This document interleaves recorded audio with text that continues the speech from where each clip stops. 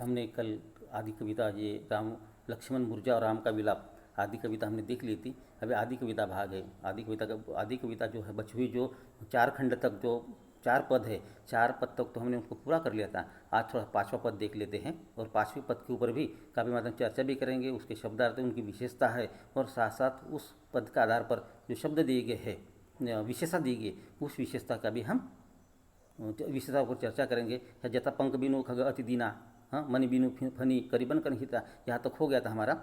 अभी उसके बाद का जो पद दिया गया उसके शब्दार्थ भी हो गए थे, उसकी विशेषता भी हो गई थी। उसी पद के आधार पर कुछ प्रश्न दिए गए थे राम के सगे भाई का महत्व के बारे में, वो भी हो गया था। अभी जो 5वां पद दिया गया है, अब अपलोकु शोकु सुत तोरा रही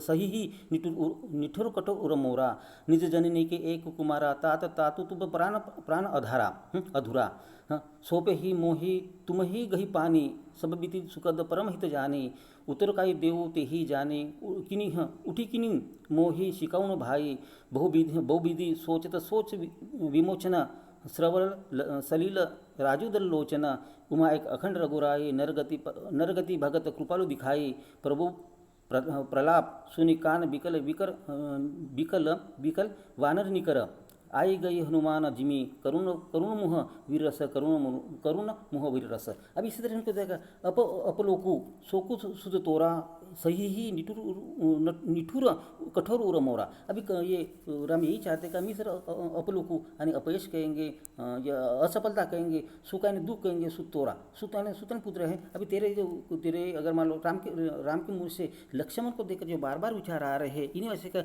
अब अपलोकु यानी अपयश है। अब अपयश, शोक यानी दुख कहेंगे, सुत यानी पुत्र कहेंगे, तोरा अगर पुत्र के समान, जो छोटा भाई पुत्र के समान होता है, और इनका ये तोरा यानी तेरा है। किस तरह से आपके खो जाने के कारण जो अपलोक यानी अपयश मेरे ऊपर थोपा जाएगा, लगाया जाएगा, वो अपयश है। मैं आपको बचा नहीं पाया हूँ। खुद राम के मुँह से एक श्री राम है, एक मनुष्य के समान, इंसान के समान उनके मुँह से कि एक बड़ा भाई अपने छोटे भाई को बचाने में असमर्थ रहा है।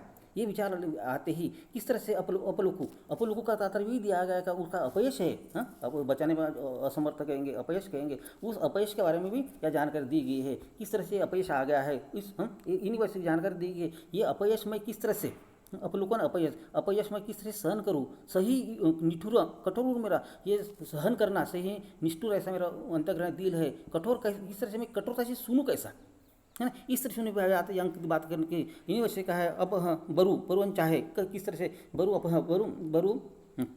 अपजस अब अपलाकु शोकु सुत तोरा सही किस तरह सही है ना, सहन करना निष्ठुर है, कठोर उर मोरा, ये कठोर उर मेरा जो है, कठोर निठुर है निष्ठुर कहेंगे, कठोर करेंगे। मैं किस तरह से अपने कठोर मन को, अंतःकरण को, दिल को कठोर करके ये अपयश कहेंगे या दुख कहेंगे, ये दुख मैं किस तरह से सहन करूँ। इस तरह से भाव भी एक सामान्य इंसान के समान, सामान्य व्यक्ति के समान श्री राम के मुँह से इस तरह से विचार निकले।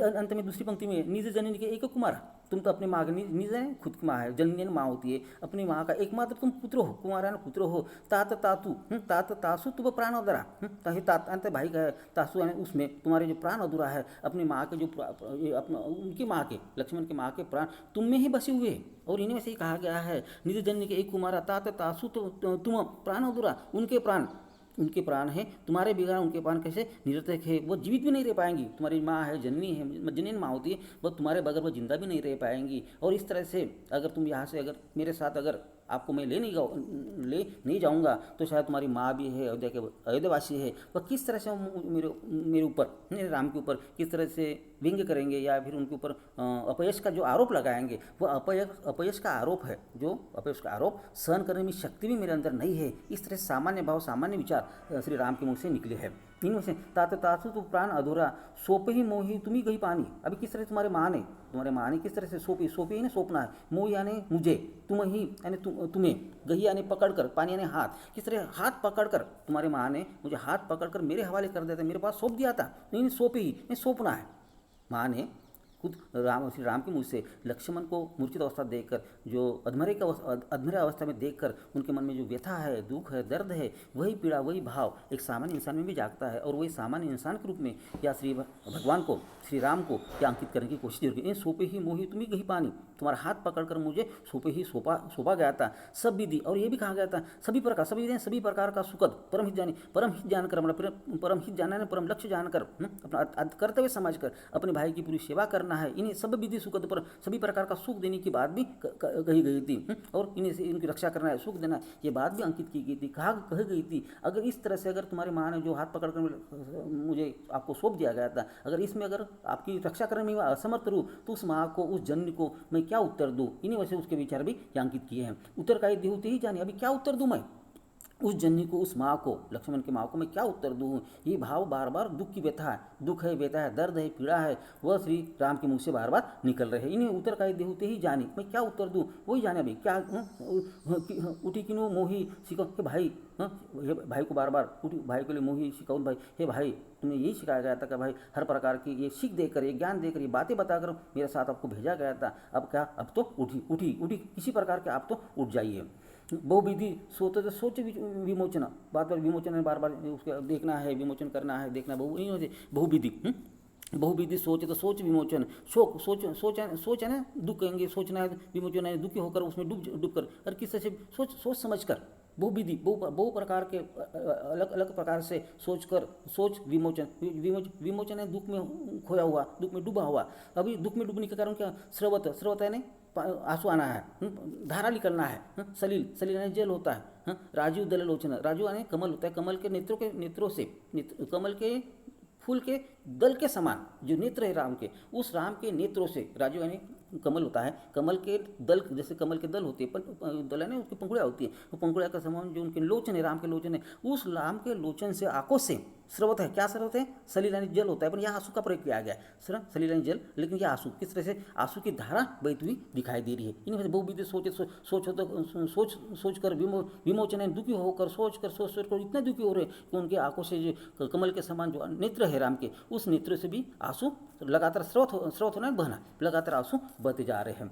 एक ये चित्र जो धरती पर चित्र है, लेकिन आसमान में उसी समय में आकाश से जो उमा यानी पार्वती और शंकर है, भगवान शिव है और पार्वती आसमान से किस तरह से भ्रमण कर रहे थे, और दोनों ये चित्र देख लिया है, और दोनों ने चित्र देखकर किस तरह से उनके मन से भी कौन से खुद उमा और शिव जी है, उनके आंखों से उनको जो विचार की, उनके मन में जो भाव आ गए कि तो नरगति के रूप में किस तरह से राम का वर्णन हुआ है।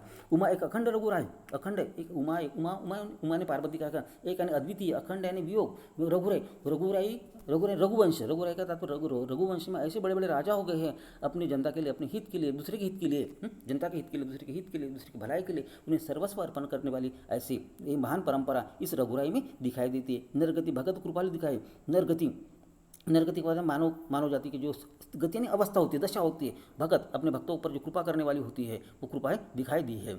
अभी ये किस तरह से बिल्कुल ऐसा करुण ऐसा या वातावरण बना हुआ है, करुण रस सबके चेहरे पर दिखाई दिया, करुणा के कारण सबके आंखों से आंसू आने लगे हैं। और अंत में ये भी कहा, प्रभु प्रताप सुनि कान बिकल वानर निकर, अभी प्रभु ने श्री राम है, प्रलाप होना है, दुखी होना, वियोग करना है, रोना है बार बार, सुनी कान विकल होने, कान बेचैन होना है, व्याकुल होना है। किसके कान व्याकुल होना है, वानरों के। अभी वानरों के कान व्याकुल, उनके श्री भगवान के रोने की आवाज़ सुनकर सभी वानर निकर आने, पास आ जाना, सभी के सभी वानर पास आ गए हैं, आई गई हनुमान जी में। अभी उतने में ही राम भी खुद भगवान श्री राम रो रहे हैं, वानर है, कपि सेना है, सब उनके पास आ गए, सभी जमा होगी, और बार बार राम रो कर अपने मन के भाव है, माँ के विचार किस तरह से माँ ने उनको भेजा गया है, ये सब बार बार वो विचार व्यक्त कर रहे हैं। उतने में ही हनुमान आ जाते हैं, और जैसे ही हनुमान आ जाते हैं किस तरह से सबके चेहरे पर जो करुण भाव था, करुण रस था, अभी सबके चेहरे पर वीर रस के भाव है संचालित हो गए। आई गए हनुमान जिमी, जिस प्रकार आ गए करुणा मुह वीरस। अब जैसे हनुमान आ जाते, ताकि हनुमान आते हुए उन्होंने हनुमान को आज्ञा की थी, और सही में हनुमान जो ऐसे सेवक थे श्री राम भगवान के, उन्होंने हर प्रकार की सेवा की है, और हर प्रकार की सेवा में हमेशा तत्पर रहे हैं। कुछ में एक जैसा सेवक होता है, एक दास होता है, एक दास के रूप में हनुमान ने अपना कार्य निभाया। जैसे श्री राम ने कहा कि भाई कैलाश पर्वत पर चले जाओ और संजीवनी बूटी लो, तुरंत अपने स्वामी का आदेश मानते हुए दास कौन, ये भगवान है, तुरंत कैलाश पर्वत पर इन पवन कुमार ने हवा वायुपुत्र जिसे का जब हवा से उड़ते हुए वो किस तरह से कैलाश पर्वत चले जाते हैं और वहाँ से संजीवनी बूटी लेते हैं। जैसे ही हनुमान आ जाते हैं अपने हाथों में वो पर्वत लेकर आते हैं, उसमें संजीवनी बूटी होती है और जैसे आ जाते हैं, अभी मालूम संजीवनी बूटी आ गई है और संजीवनी बूटी आते ही अभी राम लक्ष्मण है वो जीवित हो जाएगा, बेसुध अवस्था से शुद्ध अवस्था में आ जाएगा।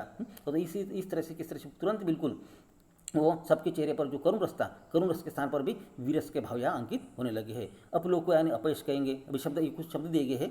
शोक यानी दुख कहेंगे, तातु यानी उसके लिए कहेंगे, प्राण आधारा यानी प्राणों का आधार है, प्राण यानी सौंपे ही ने सौंपा गया है, गई यानी पकड़ कर है, पानी यानी हाथ है, परम हित यानी सच्चा ही चिंती है, परम हित जानने वाला, सच्चा उसका अच्छा हित जानने वाला, सोच विमोचन सोच विमोचन यानी शोक में डूबा हुआ, शोक से मुक्ति देने वाला राम। स्रवत यानी बहना है, सलील यानी जल होता है, आंसू है, राजू दल यानी कमल के समान खिले हुए नेत्र है, एक अखंड एक अद्वितीय, अखंड यानी वियोग से रहित, गति यानी दशा, कृपालु कृपा करने वाला। अभी उसकी थोड़ी सी विशेषता है, उसे एक बार विशेषता को भी थोड़ा देख लेते। पहली विशेषता दी गई है, राम का विलाप करुणाजनक है, सामान्य मानव के समान है, भाई के प्रति प्यार की भावना या जगाता है। दूसरी विशेषता, आई गई वीर रस, उदाहरण अलंकार करते, आई गई हनुमान करुण रस, करुण मोह वीर रस, इसमें उदाहरण अलंकार भी प्रयोग किया गया। स्रवत सलील में लाक्षणिक है या जल आंसू का प्रयोग हुआ है, इसे लाक्षणिक अर्थ में स्रवत सलील का प्रयोग किया गया। यानी सलील यानी जल होते, बहता हुआ जल, स्रोत बहता हुआ झरना कहेंगे, लेकिन यह बहते हुए आंसू के रूप में उसका प्रयोग किया गया, यानी लाक्षणिक अर्थ से उसका प्रयोग हुआ है। चौपाई छंद का कुशल प्रयोग हुआ है, अनुप्रास अलंकार का भी प्रयोग हुआ है, अवधि भाषा का प्रयोग हुआ है, करुण रस की अभिव्यक्ति दिखाई देती है।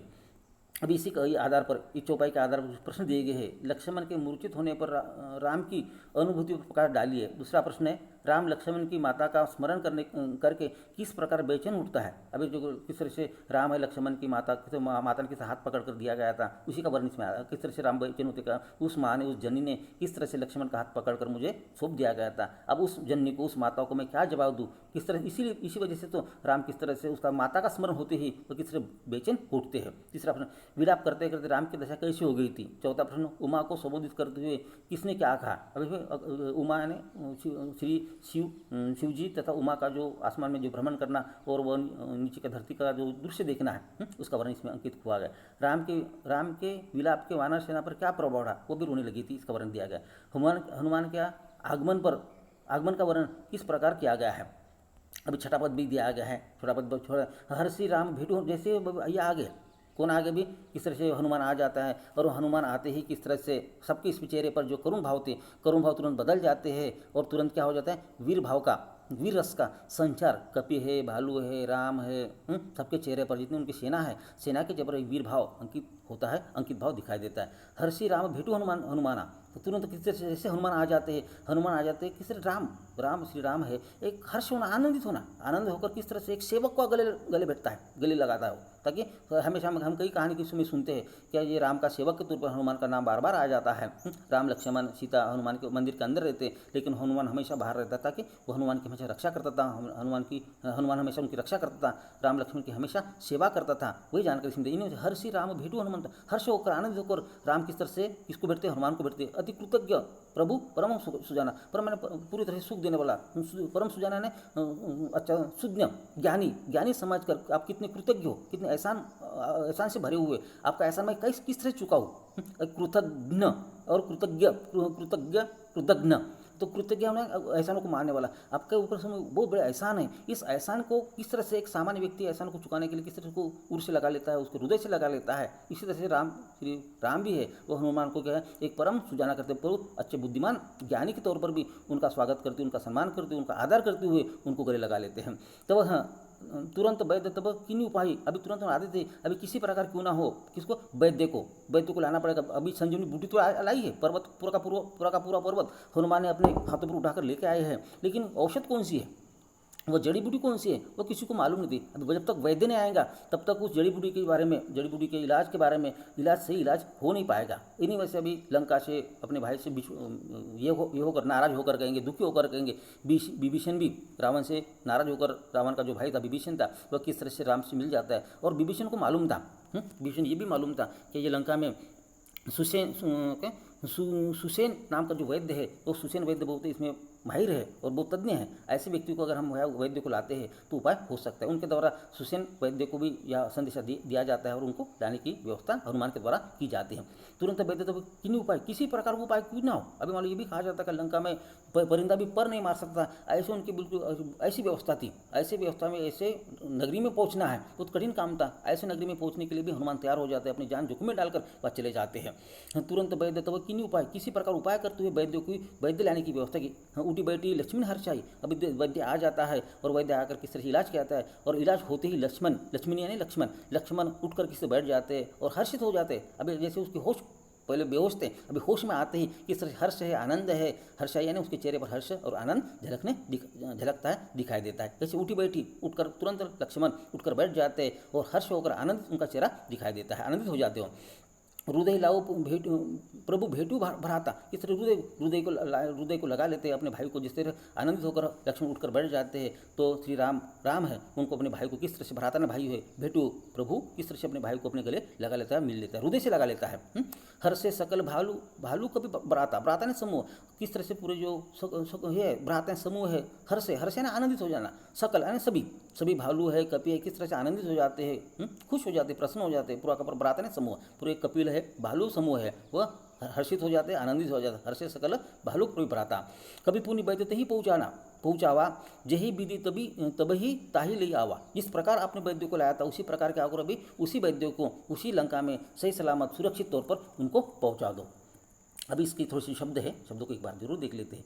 हर्ष यानी प्रसन्न होना है, परम यानी अत्याधिक है, सुजान यानी ज्ञानी है, सकल यानी सारे है, भालू कपि यानी वानर के जो सेना थी, वानर वनवासी थे, उनके बारे में कपि भालू का प्रयोग किया गया। जो जंगल के आदिवासी समाज के लोग थे, अभी कपि भालू तो कभी लड़ाई नहीं कर पाते हैं। इन्हीं वजह से जो जंगल में रहने वाले जो आदिवासी लोग थे, उसे वनवासी लोग थे, उस वनवासी लोगों को ही भालू कपि के तौर पर भी संबोधित, कुछ कहानी की सुने भालू और कपि के रूप में भी संबोधित किया गया। ये जंगल की जमात लोग थी, वो लोग काफ़ी मात्रा में शूरवीर भी थे और इन्हीं वैसे शूरवीर होने की वजह से ही उन्होंने हनुमान से अपना राम लक्ष्मण को काफ़ी हद तक मदद भी की थी। इस लड़ाई में कामयाबी में भालू और कपि सेना ने, वनवासी समाज के लोगों ने भी काफ़ी योगदान दिया था। ऐसे कई कहानी किस्से हमें सुनने को मिलते हैं। भ्राता ने समूह जही विधि, जिस ढंग से उसको लाया गया था, ताही यानी उसे।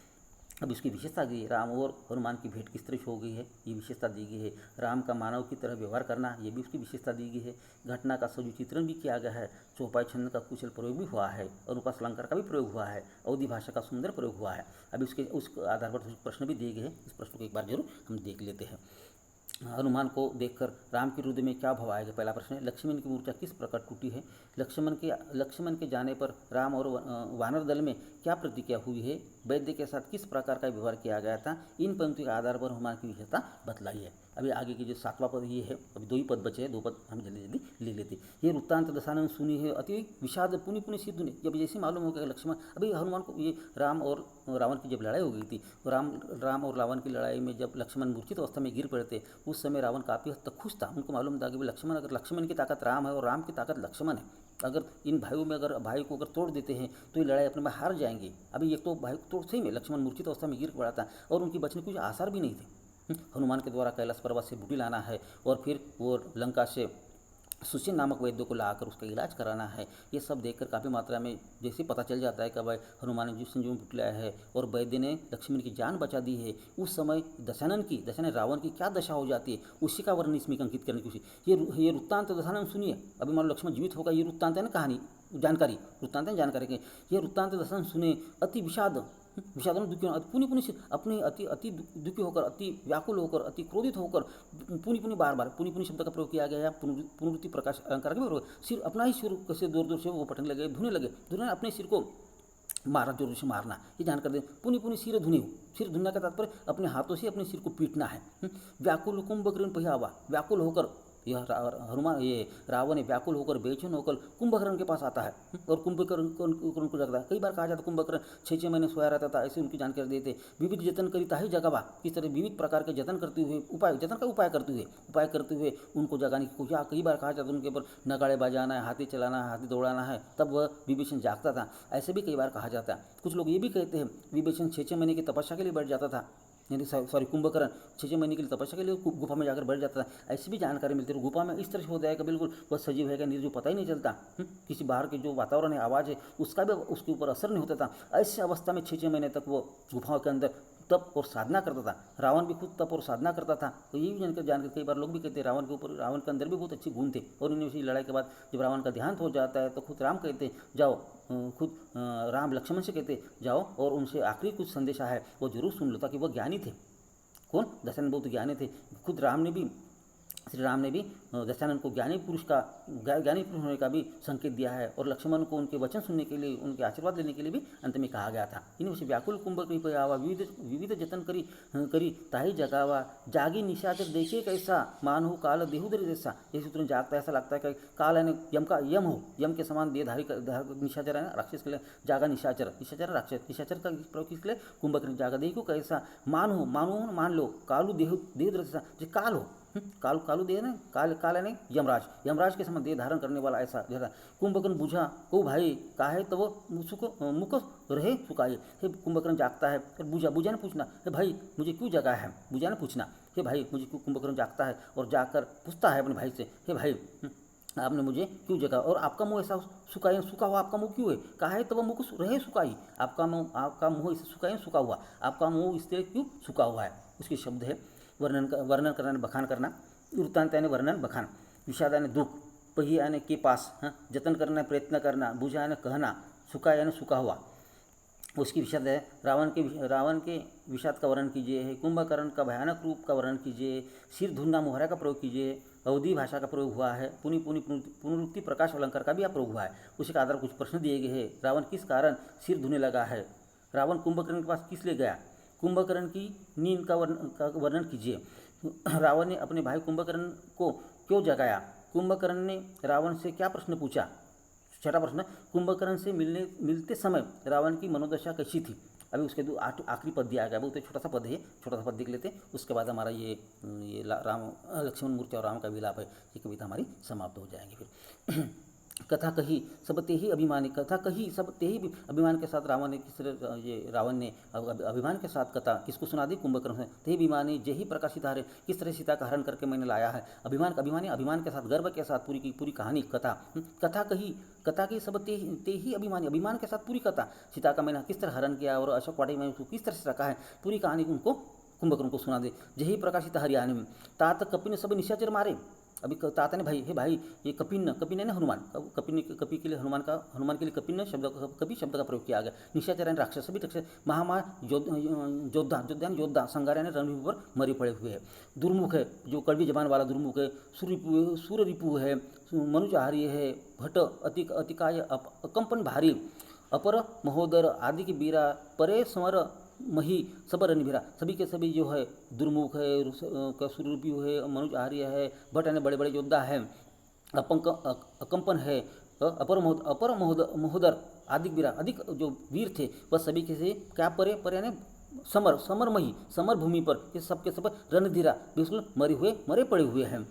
ये कहा सुनी दशक अंदर बचना, तब कुंभकर्ण बिलखाना व्याकुल होगा बेचन। अभी दशकंदन ये सुनी दशकंदन है जिसका दशकंद है, वैसे रावण से जो कथा सुन गए और कहते किस तरह व्याकुल हो जाए, तब बचना कुंभकर्ण बिलखाना में व्याकुल होकर कहते। अभी एक तरफ तो सुनी, कौन सुनाता है? दशकंदन यानी रावण है, रावण पूरी कहानी सुना देता है। तो कुंभकर्ण विकलान व्याकुल होकर क्या कहते हैं? जगदम्बा हरि आनी, अब सर चाहता कल्याण। अब अंत में खुद कुंभकर्ण क्या कहता है? दशकंद से रावण से, जगदम्बा ने सीता मैया है, सीता मैया को हरियाणी हरण करते ला गया है। सट यानी ये दुष्ट, अब क्या कल्याण चाहता है? अब कल्याण होना संभव नहीं है। अभी कुछ शब्द दिए गए, जे है जिस प्रकार, आने यानी ले आना, जोधा यानी योद्धा, संगार यानी मारे जाना, भट यानी योद्धा, मई यानी धरती, बिलखान यानी दुखी होकर किस तरह आनी यानी लाना है। रावण का विशेषता दी गई, रावण का अभिमान है। कुंभकर्ण की निर्भीकता है। लोक भाषा का प्रयोग हुआ है, निशिचर है, योद्धा है, लोक भाषा के शब्द है उसका प्रयोग है। बीरा है, कल्याण है, अवधि भाषा का भी प्रयोग है। महामा ये शब्द का प्रयोग होते, पुनरुक्ति अर्थ का भी प्रयोग हुआ है। अब इसके जो 2-3 प्रश्न दिए गए हैं, ये गृह कार्य के प्रश्न है, ये गृह कार्य के प्रश्न आगे है, लेकिन ये विशेष तौर पर ये पद पर आधारित प्रश्न है। रावण ने कुंभकर्ण के सामने अपनी व्यथा किस प्रकार सुनाई है। रावण के कौन कौन से नामी वीर मारे गए हैं। तीसरा प्रश्न है, रावण के वचन सुनकर कुंभकर्ण को क्या प्रतिक्रिया हुई है। कुंभकर्ण ने रावण को क्या कहा। अभी ये गृह कार्य के प्रश्न दिए गए हैं, ये 5 प्रश्न गृह कार्य के, ये भी बहुत जरूरी है। राम लक्ष्मण के प्रति अगाध स्नेह रखते हैं, सिद्ध कीजिए। दूसरा प्रश्न है, रावण ने कुंभकर्ण के पास किस लिए गया। रावण ने कुंभकर्ण के सामने किस प्रकार दम्भ प्रकट किया है। चौथा प्रश्न, कुंभकर्ण के व्यक्तित्व पर प्रकाश डाली है। राम लक्ष्मण का नाम लेकर क्यों व्याकुल है। अभी राम लक्ष्मण का नाम लेकर क्यों व्याकुल है। अभी जो कल और इसमें अब कल जो हम गूगल मीट पर चर्चा करेंगे और इस पाठ को और दोबारा चर्चा करेंगे। उसके बाद ये है